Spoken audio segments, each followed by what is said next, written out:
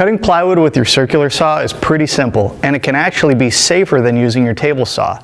But to get truly accurate cuts, you're going to need a cutting guide for your saw.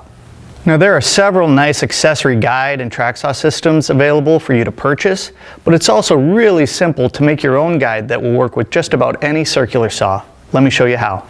This shop-made guide is simple as can be. All you need are 2 strips of thin sheet stock to make it, a wide board for the base and a narrow one for the fence. You could use just about any thin sheet stock. In this case, I use tempered hardboard.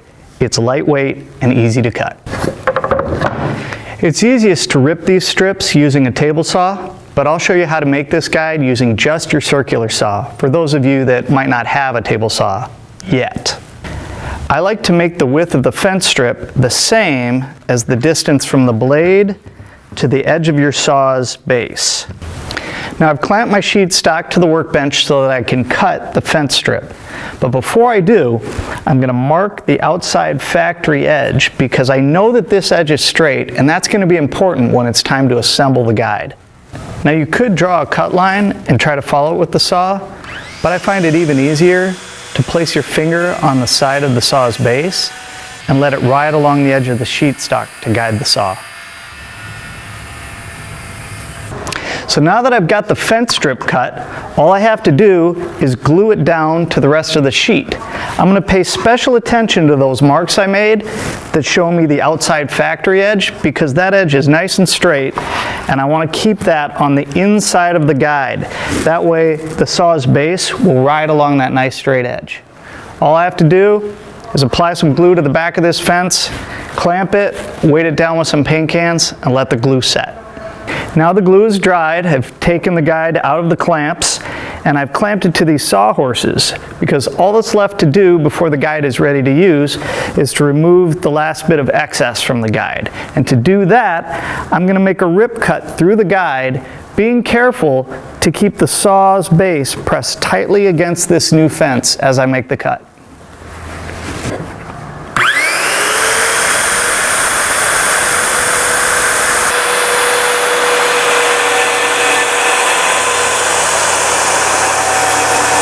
Now the guide's ready to use. When I'm cutting sheet goods, I like to set up on top of a piece of plywood and a piece of foam insulation. This gives me full support and allows me to cut right through the workpiece and into the foam. But you don't need to do that. You could just set up on a workbench or some sawhorses. Now, to make our cut with our guide, the first step is to mark where I want the cut. In this case, I'm going to go at 13 inches.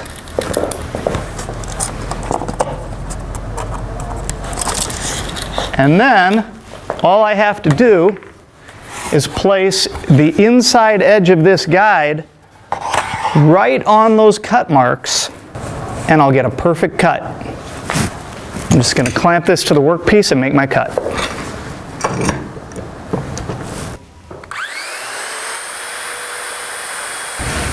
The guide's working great. I'm getting perfectly straight cuts right on my marks.